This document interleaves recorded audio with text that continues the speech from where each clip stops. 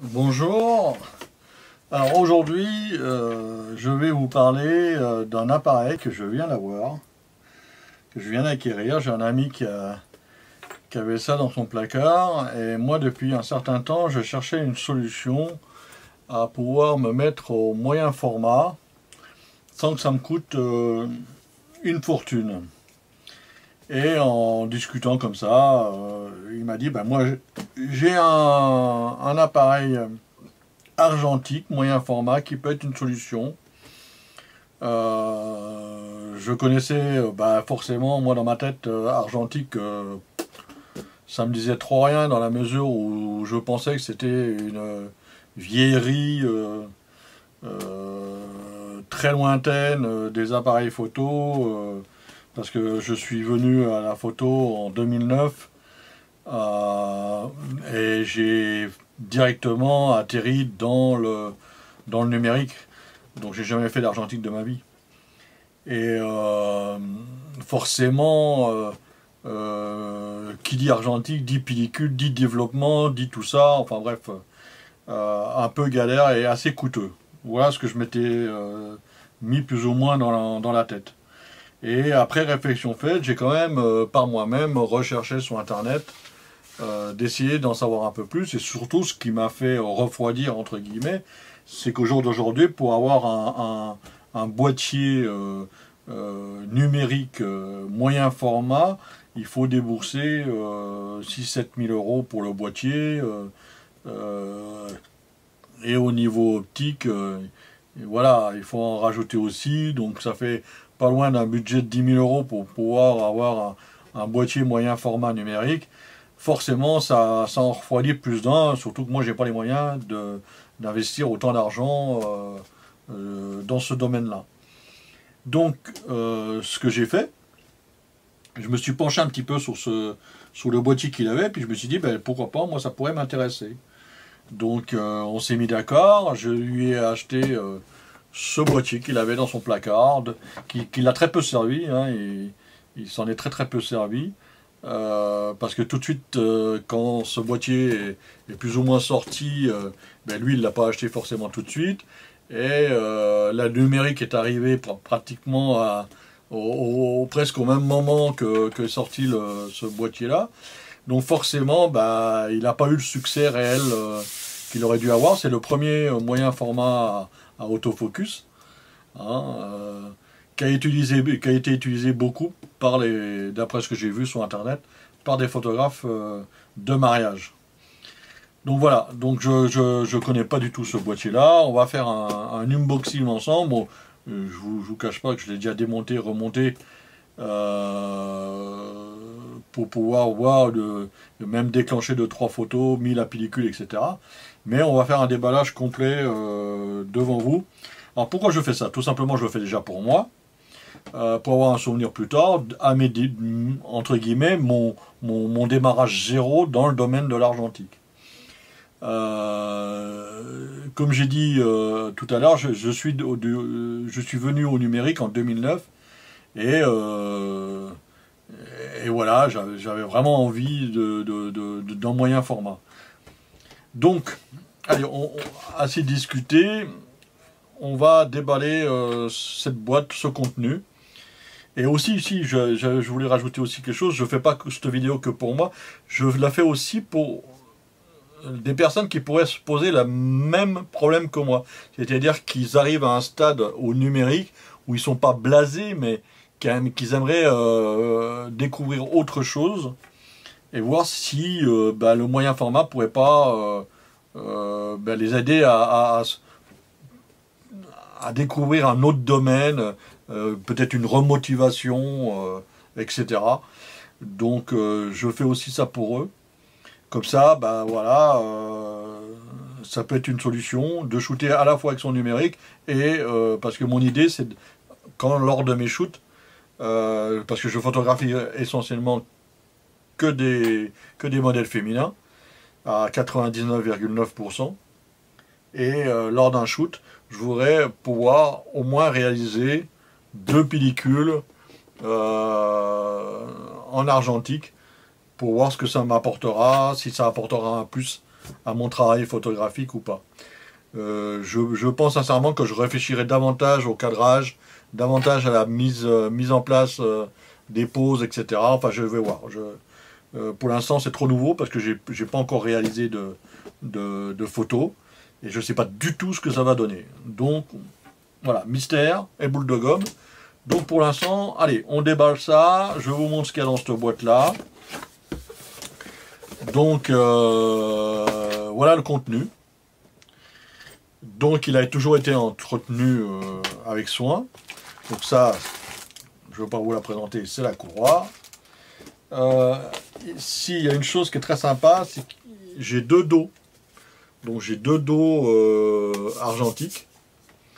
Ça peut être très sympa quand vous avez une pellicule, mettons, en 400 ISO à l'intérieur de votre boîtier. Ben, vous pouvez facilement changer pour une autre pellicule, mettons là 100 ISO, de façon à... Ben, vous n'êtes pas obligé de finir la pellicule qui est dans l'appareil pour changer. Et ça, je pense que ça peut être un atout. Ou shooter une en noir et blanc et une avoir une couleur dedans. Hein. Ça, il y a plusieurs configurations possibles. L'idéal, on va dire, plus vous avez de dos, bah, mieux vous vous portez. Mais bon, il ne faut pas non plus... déjà deux, je trouve que déjà, c'est déjà très très bien d'en avoir deux. Alors là, vous avez comment dire, le viseur, hein, le prisme. Hein. Il existe un autre type de viseur qu'on verra, que je vous en parlerai. C'est un viseur où on peut viser par le haut. Je pense que ça peut être un intérêt pour moi d'avoir ce style de viseur. Avec l'expérience, je sais que quand on pointe un appareil directement sur un modèle, elle a tendance à tout de suite se mettre en pause, tout de suite être moins naturelle. Donc le fait de regarder par le dessus, peut-être que ça va engendrer des prises de vue différentes. Donc à tester, à voir si j'ai raison ou pas. Ça, c'est une boîte qui contient le système pour insérer les pellicules 120 et 220. Je ne pourrais pas vous le montrer parce qu'il est à l'intérieur, je l'ai installé à l'intérieur du dos. Donc il y a une pellicule dedans, donc si je l'ouvre, elle sera morte. Hein. Donc ça, je ne pourrais pas vous le montrer. Je vous le montrerai. Par contre, je ferai peut-être une vidéo pour vous montrer comment mettre une pellicule à l'intérieur. Ça, c'est pas un souci. Ensuite, ben là, c'est ce qu'on vient de parler actuellement. Hein. C'est le dos. Le boîtier par lui-même. Et l'objectif. Voilà ce qu'il y a dans la boîte. Donc maintenant, on va remettre la boîte sous le côté là. Voilà. Je vais prendre mon téléphone. Voilà. Et j'ai cherché pendant longtemps une notice en français sur le net. J'ai pas trouvé. J'ai un copain qui a un Contax aussi, qui m'a passé sa notice en français, qui est 2 fois plus petite que ça. Hein. C'est du format A5. Et du coup, moi, je l'ai agrandi au format A4 et je m'en suis sorti une notice en français parce que je ne l'ai pas trouvé en PDF sur le net. Donc, s'il y en a qui l'ont en PDF en français, ben, ça serait sympa de me communiquer l'adresse, que j'aille la télécharger. Voilà. Parce que j'aime bien avoir aussi un format dans mon téléphone ou dans ma tablette pour pouvoir lire. Voilà. Je n'ai pas forcément toujours le papier sous la main. Que mon téléphone, il est toujours avec moi. Donc ça, c'est une chose. Alors, on va déballer. On va commencer par le Contax par lui-même, par le boîtier.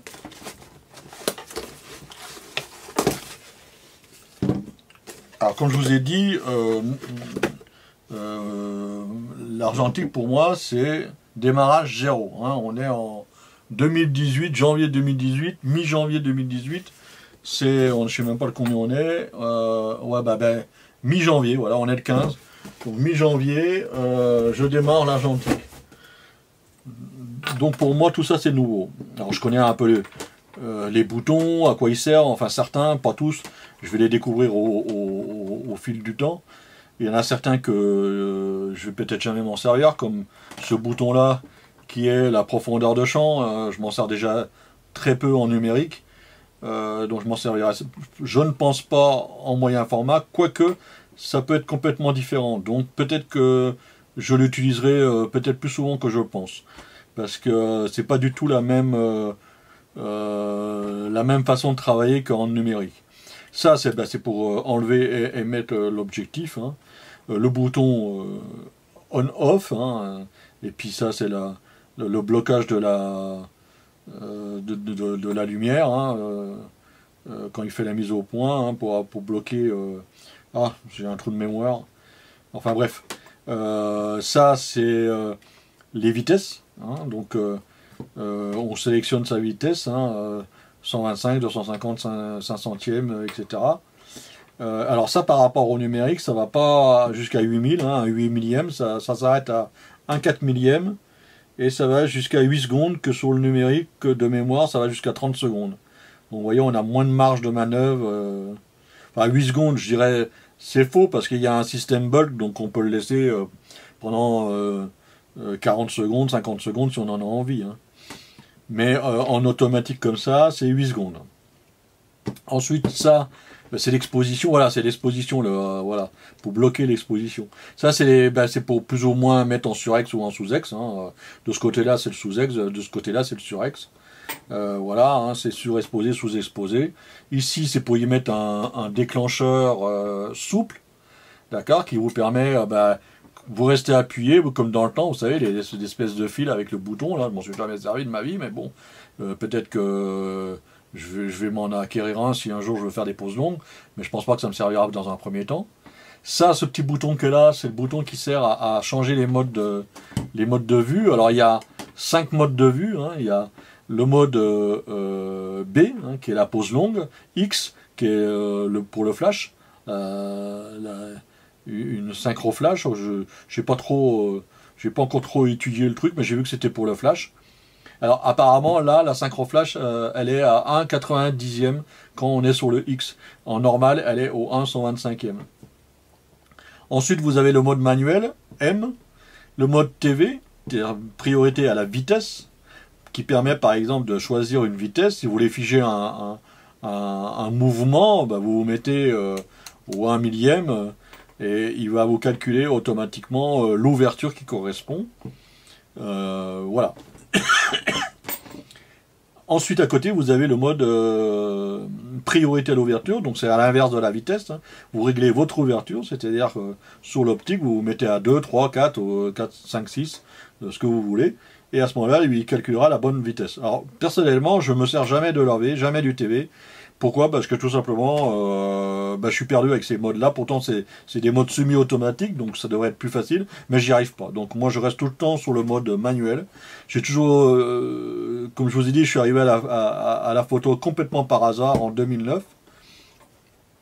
Et j'ai découvert la photographie. Je ne savais pas du tout me servir d'un appareil. Je mettais ça un peu n'importe comment. J'ai fait des tests, et j'ai toujours resté en mode manuel. Donc voilà. Donc j'y suis resté, j'ai essayé de travailler en TV ou en AV, mais j'y arrive pas. Bon, donc voilà, chacun son truc. Il y a des gens peut-être plus doués que moi. Moi, je reste en manuel et je travaille en manuel et basta. Ça me va bien. Alors, il y a un élément qui va me manquer par rapport au numérique, c'est les ISO. Parce que là, on ne peut pas régler les ISO. Enfin, quand je dis qu'on ne peut pas les régler, si, on peut les régler sur les dos, mais ils se règlent bonne fois pour toutes. Alors moi, en général, ce qui est surprenant, c'est que même en numérique, je travaille rarement avec les ISO. C'est-à-dire, je suis quasiment toujours à 100 ISO. Rarement, je monte à 400. Ça m'arrive de monter à 400 quand je fais du studio en clair-obscur. Mais rarement, je monte à 400 ISO. Hein. Et pourtant, maintenant, avec les numériques, on peut monter même beaucoup plus que ça. Voilà. À part, je dis bien entre guillemets, à part quand je fais 1 ou 2 mariages dans les églises où là, je monte à 1600. Ça m'arrive de monter à 1600, etc. Mais comme je travaille avec des optiques très lumineux, donc j'ai pas besoin forcément de forcer sur les ISO. Et pour moi, j'ai toujours appris une chose, c'est que les ISO, c'est destructeur. Donc moins on s'en sert, mieux on se porte. Hein. Enfin, moins on s'en sert. Moins on monte, mieux c'est. Parce que après, voilà, ça dégrade un petit peu l'image. Donc maximum, moi, c'est 400 ISO. Alors je dirais que comme je travaille à 100 ou 400, eh ben, ça tombe très bien. J'aurai une pellicule en 100, une pellicule en 400. Voilà. Donc nous allons voir maintenant. Alors ça c'est le système. Alors je vais continuer hein, donc là-dessus. Donc on a vu la partie du haut. Ensuite, pour pouvoir, ça c'est l'autofocus. Hein. Donc il y a trois possibilités. Hein. C'est manuel, c'est-à-dire que quand vous appuyez sur votre déclencheur à mi-course comme avec un numérique, vous appuyez à mi-course, ça ne fera pas la mise au point. Hein. C'est-à-dire que là, l'autofocus est déclenché à partir d'ici. Il se fait manuellement. C'est-à-dire que vous faites la mise au point sur l'optique. Que je vous conseille en moyen format pour deux raisons. Un, bah, c'est mieux de travailler en manuel. Enfin, ça, c'est moi qui le dis. Hein. Et comme je vous ai aussi dit, j'ai pas la science infuse, donc voilà. Pour moi, c'est mieux de travailler en manuel. Ensuite, vous avez la position S, c'est simple, enfin single, enfin une photo. On va dire ça comme ça, ça déclenche une fois, ça fait la mise au point. Tant que vous appuyez dessus, à mi-course, ça fera la mise au point. Et c'est continu. Hein. Ça va être simple photo et continue, photo continue, c'est-à-dire que quand vous restez appuyé à mi-course, ben, ça cherche toujours à faire la mise au point, utile pour les sujets qui n'arrêtent pas de bouger. Mon chien, j'ai jamais réussi à le prendre parce qu'il n'arrête pas de bouger, et ben ça peut être utile. Voilà. On a aussi cette fonction-là sur les numériques, sur tous les numériques aujourd'hui, vous avez ces modes-là. Hein. Donc là-dessus, je suis pas trop perdu. Hein. Ici, il y a aussi un endroit pour une télécommande, hein, un filaire. La prise c'est du 2,5. Donc ça, vous pouvez mettre n'importe quelle télécommande filaire. Hein, du moment que c'est une prise jack, hein, c'est juste un interrupteur. Hein, donc voilà. Qu'est-ce qu'il y a d'autre? La synchro flash, ici. Ça, c'est pour installer les deux chaque côté, c'est pour installer la sangle, on verra tout à l'heure. Et ici, c'est pareil que les mêmes symboles qu'il y a ici, mais c'est pour les prises de vue. Donc ça, c'est vous voulez photo par photo, en continu, retardateur 2 secondes, retardateur 10 secondes. C'est-à-dire que quand vous voulez vous mettre sur la photo, vous avez 10 secondes pour aller vous mettre dans le groupe, quand une fois que l'appareil est posé sur un pied. D'ailleurs, en parlant de pied, sous l'appareil, vous avez l'endroit pour le fixer hein, sur un pied et vous pouvez rajouter un grip. Ici, vous avez le système. Tiens, je découvre un bouton là. Je ne sais même pas ce que c'est ce bouton là. Donc là, vous avez. Il faudra que je regarde sur la notice que c'est ce bouton. L'emplacement de la batterie. Hein. C'est pas l'emplacement de la carte SD. Apparemment, ça reste bloqué sur le.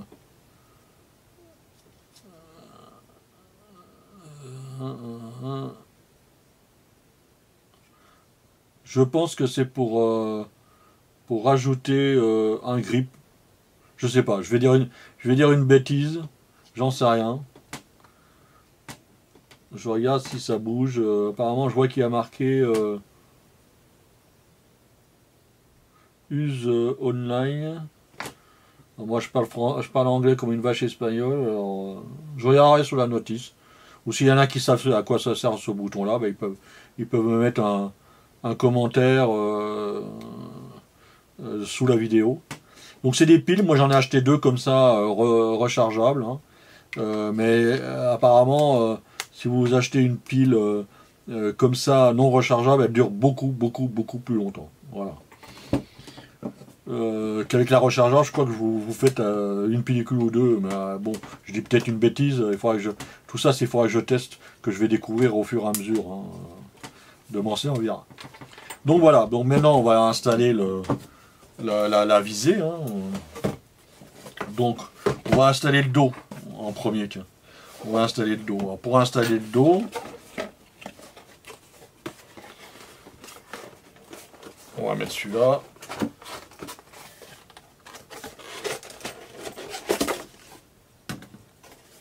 On va mettre celui-là. Voilà, on va ranger la boîte. Hop.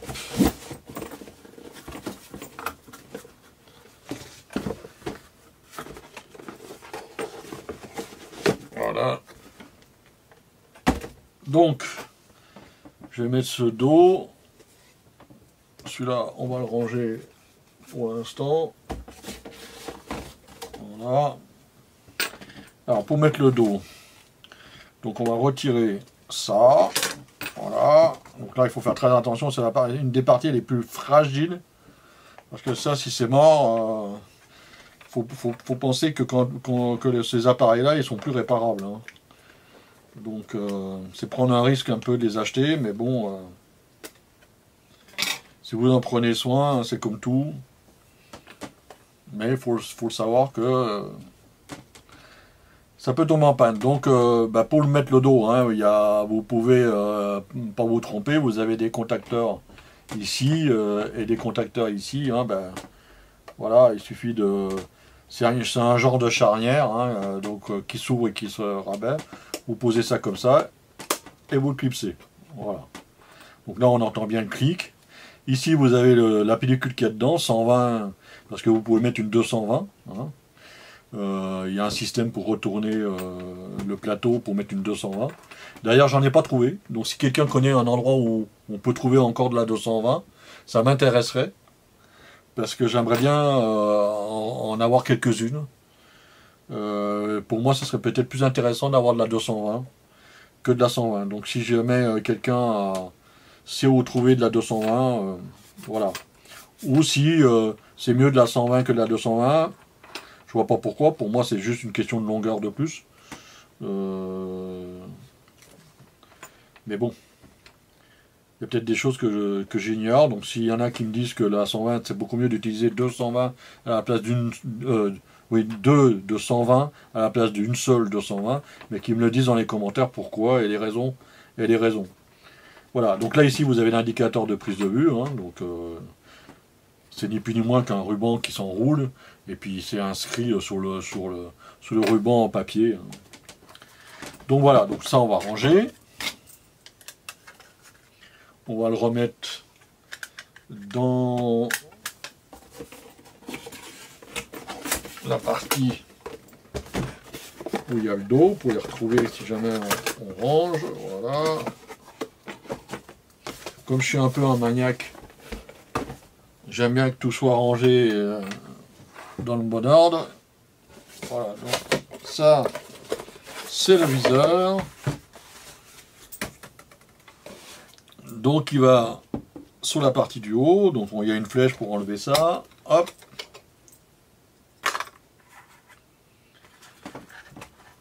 Donc on retire ça. Il y en a un autre ici. Donc on le retire comme ça. Voilà. Ici vous avez des contacts qui vont aller là. Hein, donc déjà à la base ça va comme ça. Et il y a un petit repère ici. Et vous avez un petit repère ici également. Hein. Donc on met les repères en face. Voilà. Et on pousse. On entend le clic. On peut vérifier. Ça ne bouge pas. Nickel. Alors vous avez le petit bouton pour régler votre vue. Hein. Vous avez ici un bouton pour la lumière spot, la mise au point, enfin de la lumière spot, et puis pondéré. Sur les numériques, il y a 3 positions. Là, c'est global, apparemment, c'est total et spot. Il n'y a que deux mesures d'exposition. Alors, ensuite, j'ai pas précisé, mais vous avez, quand vous avez votre dos numérique qui est retiré, vous pouvez pas retirer la plaque qui se trouve ici, qui permet de protéger le film de la lumière quand vous retirez le dos. Hein, donc il doit avoir un petit contacteur, ça sert à retirer le dos. Donc quand le film est comme ça, hein, retiré, là vous pouvez à ce moment-là commencer à prendre des photos et vous pouvez plus retirer le dos. Hein. Et ça, cette plaque-là, regarde, la laisser traîner un peu partout, elle se range tout simplement à l'arrière, ici, pour pas la perdre, quoi, hein, tout simplement, hein, pour l'avoir toujours à portée de main. Hein. Vous changez de dos, vous glissez, voilà, vous mettez ça dans la fente, hop, et là à ce moment-là vous pouvez retirer le dos. Hein. Maintenant, on va... Alors là, vous réglez, pendant qu'on est sur le dos, ben là, ça c'est la prise de vue, ça empêche la pellicule d'avancer, donc vous pouvez faire deux photos, deux expositions sur le même emplacement de pellicule, hein. Ça peut être même 3 ou 4, hein, ce que vous voulez. Et ici, ça peut servir pour les feux d'artifice par exemple. La nuit, hein, il y a un feu d'artifice qui part, ben vous empêchez la pellicule d'avancer, et vous attendez un autre feu d'artifice, etc. en pause longue. Ça peut être sympa. Après, vous avez un bouquet comme si c'était un bouquet final. Enfin, je pense, hein, ça doit pouvoir se faire comme ça, à vérifier. Ici, ben, c'est là où vous réglez les ISO, hein, tout simplement. Hein. Si votre pellicule fait 400, ben, vous mettez 400. Si elle fait 200, vous mettez 200. Il y en a certains qui ont des pellicules comme la T-Max 400, on arrive à jouer un peu, ils la mettent à 200 pour la surexposer ou la sous-exposer. Ils jouent sur les ISO. Donc j'ai pas encore testé, donc je verrai par la suite. Qu'est-ce qu'il y a d'autre? Ça c'est pour remonter de la pellicule.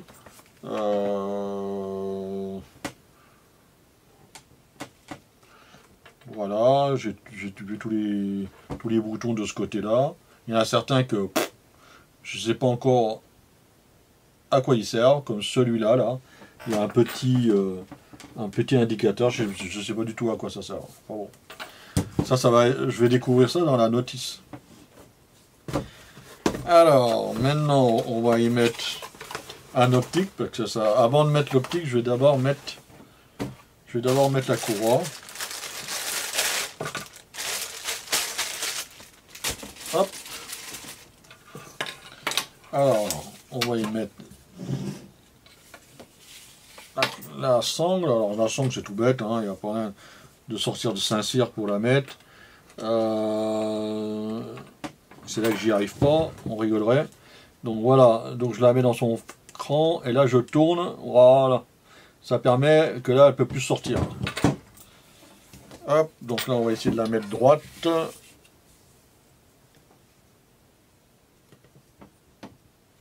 Voilà.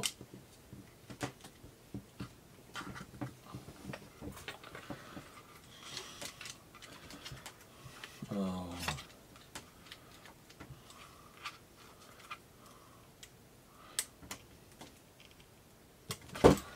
Je crois qu'elle n'est pas dedans là. Voilà. Là, elle est dedans. On va vérifier.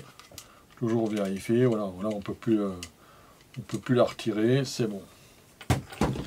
Voyons voir si je ne l'ai pas mis à l'envers. Impeccable. Nickel chrome. On y va. Maintenant, on va mettre l'optique.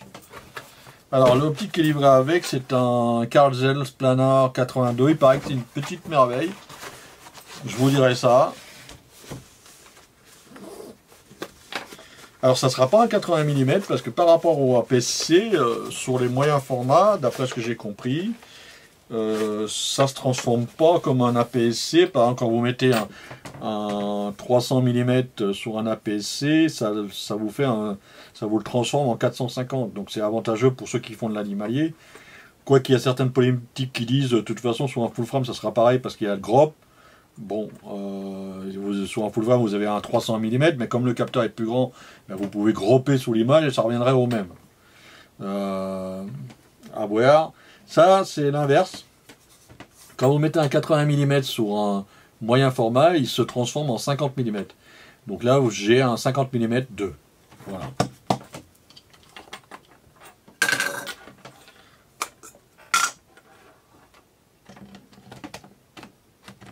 Alors, on va fixer ça. Voilà. Impeccable.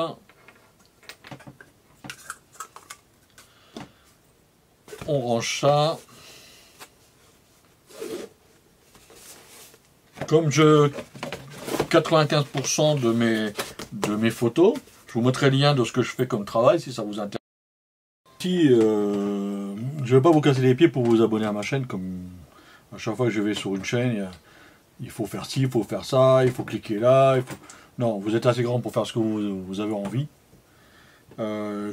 J'ai pas fait ça pour récupérer des, des suiveurs ou des youtubeurs ou tout ce que vous voulez. Comme je vous ai expliqué au début, je fais ça surtout d'abord pour moi, pour avoir un témoignage un petit peu de mon début de l'argentisme et éventuellement, pourquoi pas, donner l'idée à d'autres personnes qui sont confrontées un peu au même problème, qui voudraient essayer de tenter le moyen format, mais que le coût les freine, ça peut être une solution au niveau de l'argentique. Et le rendu, franchement, quand j'ai vu certains clichés sur Internet, je pourrais me mettre dans les liens les endroits où j'ai vu certaines jolies photos faites avec un contact et des pellicules. Alors moi, j'ai trouvé sur Internet que beaucoup alors ça c'est de la couleur, hein, de clichés que je voulais faire un peu en pastel étaient faites avec des Pro 400H. Euh, j'ai vu beaucoup de photos extrêmement que j'adore beaucoup fait avec cette pellicule là. Donc j'en ai acheté une boîte, elle est toute neuve, vous voyez, je l'ai même pas encore ouverte. Donc j'essaierai pour voir. Voilà, je pense que la pellicule fait pas tout, mais ça doit y apporter quand même un plus. Je pense que chaque pellicule elle doit avoir son côté contraste ou autre, même si le développement derrière doit être important aussi. Hein, ça, j'en suis conscient. Hein.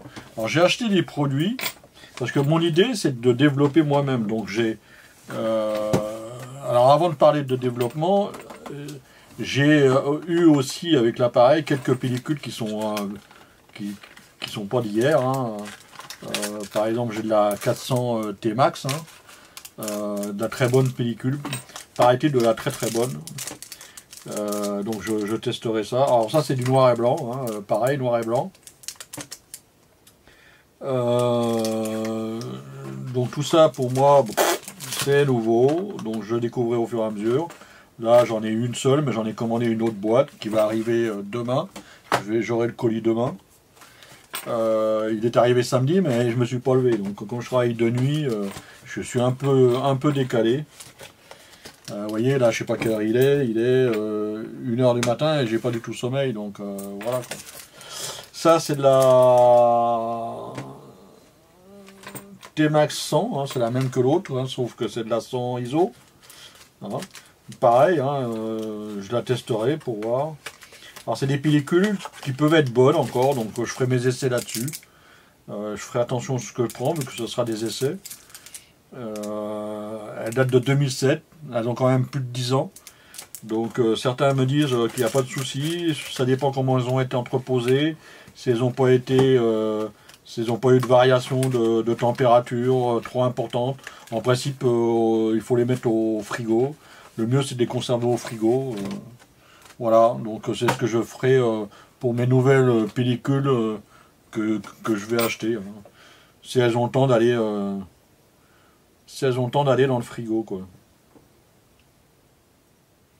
Donc voilà, ça c'est pour les pellicules. Alors mon idée aussi, pour que ça coûte moins cher, j'ai pas envie de donner mon travail à développer dans les labos, qui la majorité du temps, ben, c'est du travail un peu à la chaîne.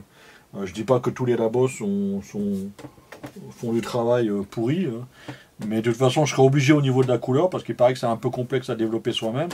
Donc dans un premier temps, je serai obligé de fournir mon travail dans un labo pour faire développer mes couleurs.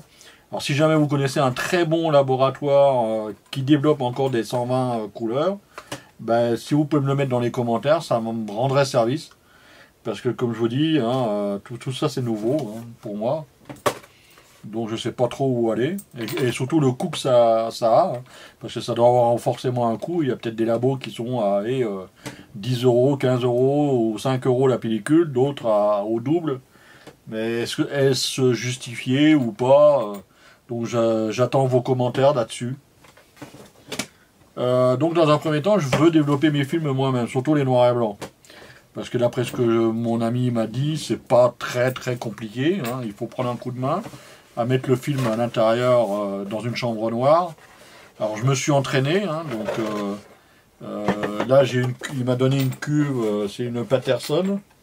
mais j'ai commandé un film, à AP. Alors, pour pas que je dise de bêtises, je vais reprendre. Alors, j'ai commandé en bobine, ouais, c'est bien une Spire AP. Alors, l'avantage de la Spire AP, on va ouvrir la boîte. Voilà.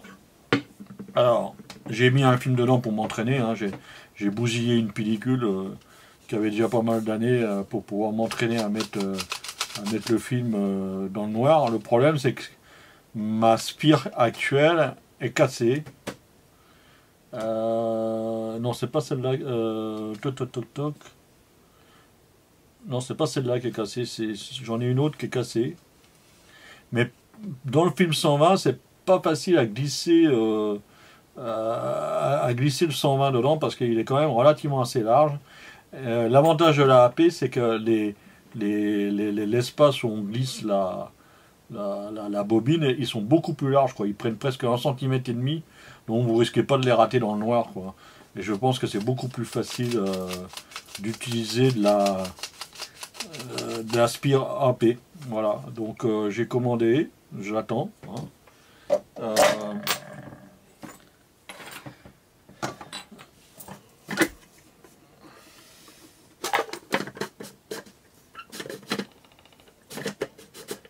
Pas facile à visser, hein. Voilà, faut bien se mettre en face. Donc ça va dedans. Ça c'est pour touiller.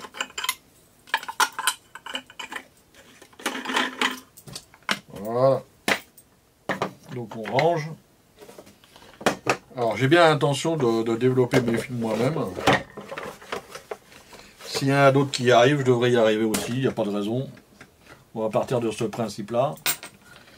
Alors j'ai commandé aussi une bobine, enfin plusieurs bobines, 5 bobines de Kodak Tri-X400 pour les essayer. Et de la 100 en T-Max. J'ai recommandé une boîte comme ça, en 100 ISO. Je pense que je me servirais davantage du 100 ISO que du 400, mais ça c'est pas encore sûr, hein, donc, parce que je fais pas mal de studios, donc à voir après niveau lumière ce que ça donne. Alors en révélateur, pour révéler la chose, j'ai acheté la pellicule, j'ai acheté du Kodak Istol, donc on m'a dit que c'était très bien. Hein, alors j'ai pris en poudre, donc il faudra que je le fabrique pour 5 litres, donc 4 litres d'eau déminéralisée que j'ai acheté là, que j'ai. Voilà. Ensuite, il faudra que je laisse reposer, d'après ce que j'ai entendu, au moins 24 heures. Le laisser reposer et le filtrer avec un filtre à café pour enlever s'il y a des grumeaux, des choses comme ça. Ensuite, j'ai acheté des pinces pour pouvoir suspendre les films une fois qu'ils seront sortis des bains. J'ai acheté une éprouvette, enfin, 2 éprouvettes. Une éprouvette graduée en 100 centilitres et une autre graduée en 1 litre pour faire mes transferts. Comme je pars de zéro, je n'ai pas du tout de matériel. Hein. Et ensuite, j'ai acheté 2 bouteilles Rivera pour pouvoir opaque, pour pouvoir y stocker mes produits. C'est les bouteilles marron, hein, classiques. Hein. J'ai acheté également de l'agent mouillant liquide. Hein, j'aurais pu faire ça avec du liquide vaisselle, d'après ce que j'ai entendu. Mais enfin bon, là j'ai acheté du Mirasol 2000 en 250 ml. Hein, ça me fera. Voilà, c'est ce qu'on met à la fin pour empêcher que les gouttes restent collées sous le film. Et ensuite, voilà, Spire chargement, je vous l'ai dit. Qu'est-ce que j'ai acheté d'autre et en fixateur, j'ai pris du T-Max 1 litre. Du fixateur 1 litre T-Max, donc voilà. Donc j'ai pris ça. Et c'est tout. Voilà. Donc déjà avec ça, j'aurais quoi travailler dans un premier temps, faire des essais. Voilà. Voilà à peu près ce que je peux vous dire dans mon avancement, dans mon début dans l'argentique. Alors, il y aura certainement des choses, des bêtises que j'ai dit, mais c'est pas grave, hein. Comme je vous dis, le but c'est d'apprendre, hein. Ben sur ce, je vais terminer cette vidéo en vous souhaitant une bonne soirée. Et puis, ben on va voir la suite des événements. Allez, ciao, à bientôt.